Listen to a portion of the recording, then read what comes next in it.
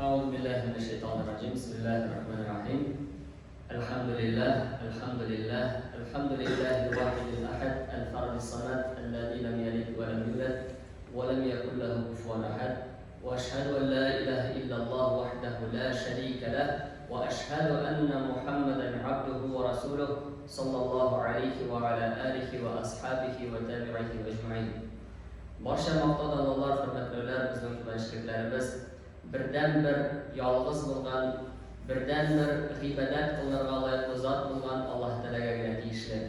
Biz Ondan maqtaymiz, Ondan yordam so'raymiz, Ondan yordamini yo'llaramiz. Ol Alloh taolo birinchi ham so'nggi. Ol Alloh subhanahu va taolo bir narsaga muhtoj tugul, lekin butun maxluqot ana muhtoj. Şahidlik bilen Allah Teala'dan başka ilah yok, yalnız ol, onun tengdaşı yok. Şahidlik bilen Muhammed Mustafa sallallahu aleyhi ve sellem Allah Teala'nın kulu hem ilçesi kendine.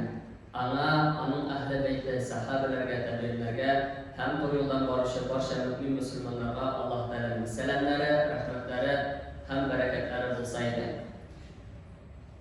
Dua müminin kuralı, hem Peygamberimiz sallallahu aleyhi ve sellem o'zining ummatini duo qilarga uyratdi.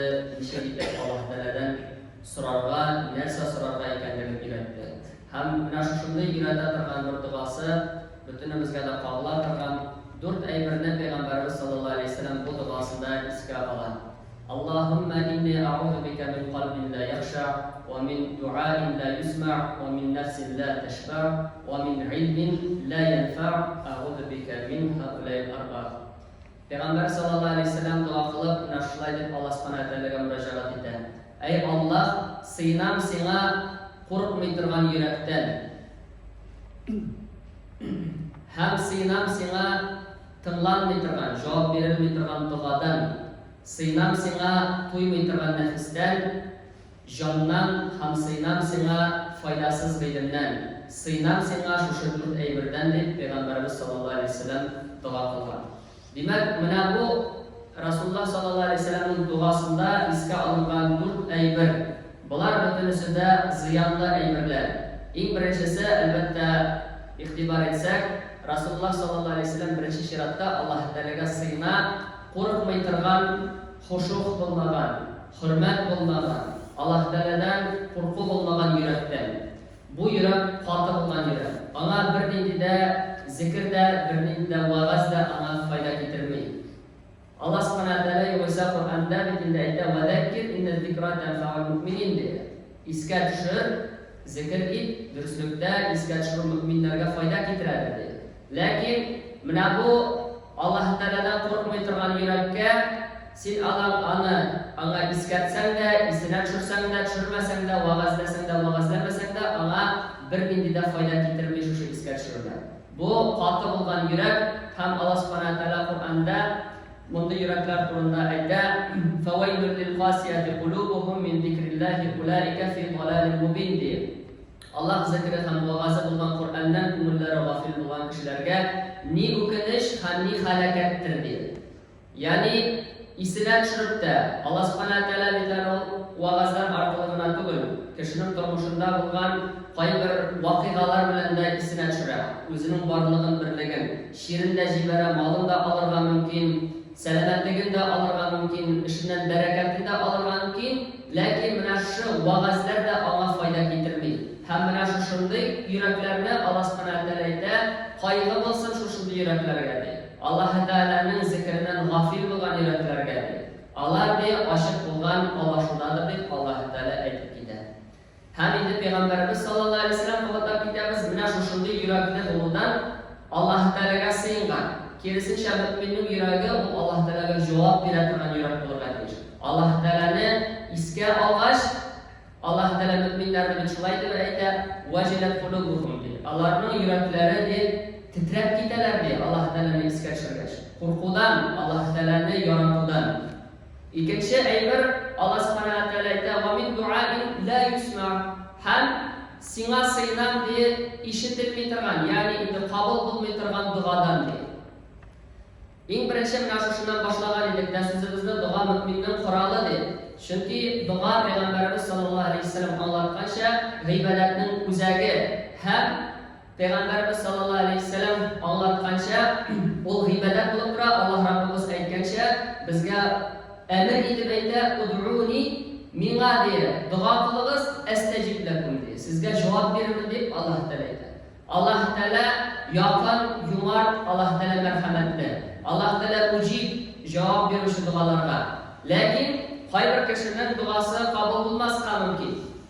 Шушындай кешеләр, шушындай булудан Аллаһ Тәала Пәйгамбәр Аллаһ Илчесе саллаллаһу алейхи ва саллям Аллаһ Раббыбызга сыйына торган булган.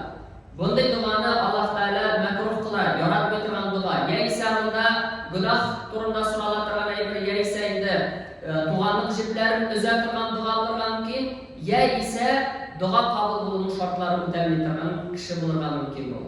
Ягъни инде хадислардан белгәнчә аның ашаганы харам, эчкәне харам, кигәне харам, харамда ул үстерелгән дип Пәйгамбәр саллаллаһу алейһи ва сәлләм әйтә.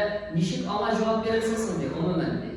Ягъни менә шушындай үзеңне тикшермичә торып Аллаһ Тәаләдән таләп итү, ул бик зур хата булып тора. Пәйгамбәрбез саллаллаһу алейһи ва сәлләм бу турыда әйтеп калган. Ягъни теге шушы менә алда әйтелгән хадистә искә алынган битендә ул дуа кылучының бүтән шартлары да килгән. Төскә кыяфәткә дә ул бик мискин күренә, юлдан килгәнлеге дә күренә, кулларын да күккә күтәргән. Аллаһ Тәаләдән сорый, "Эй Раббым" дип тә сорый, ләкин аның шартлары туры килми һәм аңа җавап бирелми. Ягъни менә шушы сүз белән Пәйгамбәр саллаллаһу алейхи ва сәлләм менә ул бик күп әйберләрне үз эшенә ала. Шулай дуа кылуның инде әдәпләреннән ул инде үзеңә үлем сорарга ярамый, шир сорарга ярамый, бәла сорарга ярамый. Һәм инде хәерлесен сорарга кирәк, һәм инде кабул булуының бер шарты булып тора, кабул булуына ныклы ышанган хәлдә сорарга кирәк. Ул турыда хадислар бар. Пәйгамбәрбез саллаллаһу алейхи ва сәлләм әйтә: "Дуа кылыгыз Аллаһ Тәаләгә, кабул булуына нык ышанган хәлдә дип. Белегез, Аллаһ Тәалә кабул итмидер шундый дуаны, нинди дуа чыга дип, гафил булган йөрәктән" дип. Алга таба Пәйгамбәрбез саллаллаһу алейхи ва сәлләм әйтеп китә: "Ва мин нәфсин ла ташбау" дип. Һәм сиңа, эй Аллаһ илчесе, эй Раббым, туймый торган җаннан дип. Менә бу Аллаһ Субханаһу ва Тәала һәрбер мөмин белән инде Аллаһ Субханаһу ва Тәала аңа инде ризыгын тәкъдир кылган, аңа насибын билгеләгән. Һәм Пәйгамбәрбез саллаллаһу алейхи ва сәлләм да инде аңлатып киткән: "Әл-канаату канзун ла яфна" дигән мәшһүр кыска хадисе бар. Канагатьлек бетми торган хазинәдер дип Пәйгамбәрбез саллаллаһу алейхи ва сәлләм әйтә. Ләкин Пәйгамбәрбез саллаллаһу алейхи ва сәлләм әйткәнчә, шундый кешеләр бар, аңа ике вәди тутырып алтын бирсәң дә, ул туя белмәс ди, канагать булмас ди. Үзенә бирелгәннән разый булмас, шөкер итмәс. Аллаһ Субханаһу ва Тәала шөкер итүне битен ниъмәтләрнең дәвамлы булуының сәбәбе дип әйтә. Коръәндә шулай дип әйтеп китә: "Сез шөкер итсәгез, мин сезгә әлбәттә арттырырмын" ди. "Әмма күфрлек кылсагыз, минем газабым каты" ди.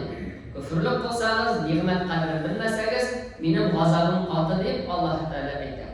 Менә бу хадистә Пәйгамбәр саллаллаһу алейхи ва сәлләм менә бу дугада безгә өйрәтә: "Сыйынам сиңа туймый торган җаннан" ди.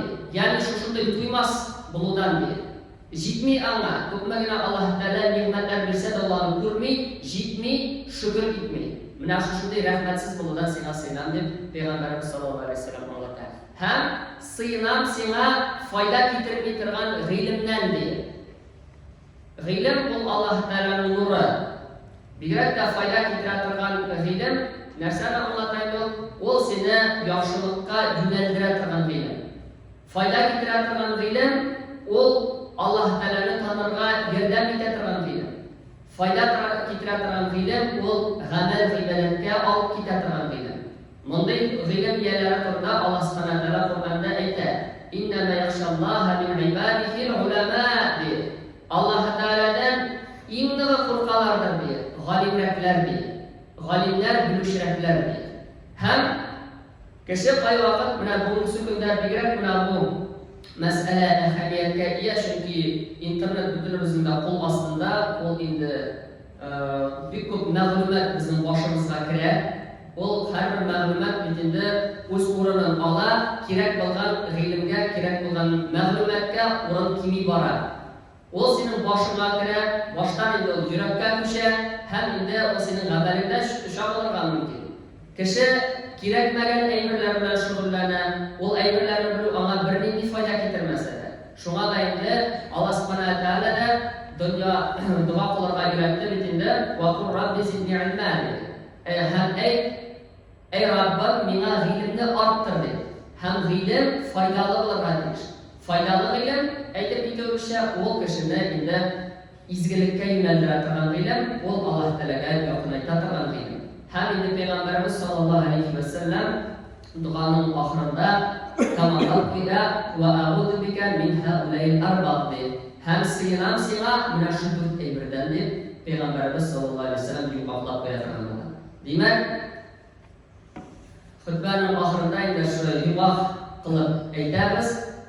Нәрсә дип Пәйгамбәр саллаллаһу алейхи ва саллям сыйынам сиңа курыкмый торган йөрәктән, ягъни сиңа җавап бирми торган, сине искә төшергәч инде тетрәнеп китми торган, гафил булган йөрәкле булудан сиңа сыйнам. Сыйнам сиңа кабул ителми торган дуа иясе булудан, сыйнам сиңа туймый торган җанлы булудан ди, һәм сыйнам сиңа файда китерми торган гыйлемнәр, сыйнам сиңа шушы дүрт әйбердән дип Пәйгамбәрбез саллаллаһу алейхи ва саллям әйтеп калдырган. Аллаһ Раббыбыз һәр барчаларыбызга да ныклы иман, тауфиq, хидаят, истиқамәтләр насип итсен, хаклыкны хаклык итеп күрсәтсен, батылны батыл итеп күрсәтсен, хаклыкка ияргә, батылдан ерагайырга Раббыбыз Аллаһ Тәгалә һәр барчаларыбызга насип итсә иде. Обращаясь к Всевышнему Аллаху Тааля, посланник Аллаха саллаллаху алейхи ва саллям сказал: «О Аллах, я прибегаю к Твоей защите от сердца не боящегося, не проявляющего смирения, от мольбы, которая не будет услышана, от души, которая не может насытиться, и от знания, которое не приносит пользу. Я прошу Тебя защиты от этих четырех вещей». То есть пророк, саллаллаху алейхи ва саллям, в этом дуа перечислил 4 вещи, которые очень вредны для человека, для муслима. И пророк, саллаллаху алейхи ва саллям, сказал, что это сердце не боящееся. То есть это черствое сердце, такое сердце беспечное. Такому сердцу не принесет никакой пользы напоминание. Тогда как Аллах Субханаһу ва Тааля говорит: «Вадаккир инна зикра танфа'ул му'минин». Ты увещевай, ведь увещевание приносит пользу верующим. А обладателю черствого сердца никакого увещевания не принесет пользы. Второе, что пророк, саллаллаху алейхи ва саллям, просил, это мольба, которая не будет услышана. То есть такой человек не выполняет условия принятия мольбы. Например, как пророк, саллаллаху алейхи ва саллям, сказал: «Мат'амуху харамун, ва машрабуху харамун, ва мальбасуху харамун, ва гудия биль харам». То есть его еда,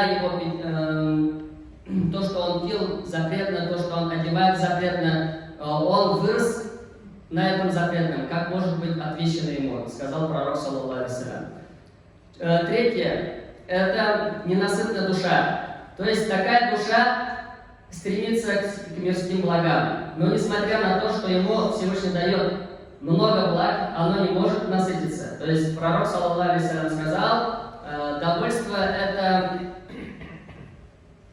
аль-кана'ату канзун ла яфна, то есть довольство это клад, который это нескончаемый клад, сказал пророк, саллаллаху алейхи ва саллям. И человек получит из удела ровно столько, сколько ему предопределил Аллах Субханаһу ва Тааля. И четвертое, это знание, которое не принесет его обладателю пользы. То есть пророк, саллаллаху алейхи ва саллям, сказал: и от знания, которое не принесет пользу, это знание, это свет Аллаха Тааля, как сказал Аль-Ваких, то есть шейх имам Аш-Шафи'и. Аль-Илм нур, сказал он, знание это свет. И знание должно побуждать человека к одобряемому и отстранять его от порицаемого. Инде Аллах Раббыбыз һәр барчаларыбызга да менә шулай итеп аңлауны насип итсен, хаклыкны насип итсен Аллаһ Тәгалә, һәм һәр барчаларыбызга да Аллаһ Тәгаләдән курка торган йөрәк, файдалы гыйлем, дуаларыбыз кабул булуны насип итсен, һәм инде канәгатьлек хисе насип итсен. وأقول قولي هذا وأستغفر الله لي ولكم ولسائر جماعة المسلمين إنه هو الغفور الرحيم الجواد الكريم السميع العليم السميع الدعاء.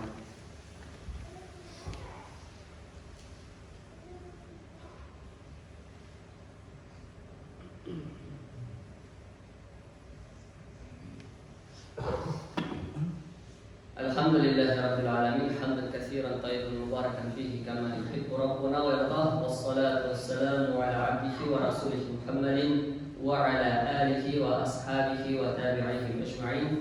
إن الله وملائكته يصلون على النبي يا أيها الذين آمنوا صلوا عليه وسلموا تسليما. اللهم اغفر للمؤمنين والمؤمنات والمسلمين والمسلمات الأحياء منهم والأموات. اللهم أعز الإسلام وانصر المسلمين، وارفع راية الإسلام فوق كل شعار، ووفق ولاة الأمور إلى ما تحب وترضى يا رب العالمين. وصلى الله تعالى على خير خلقه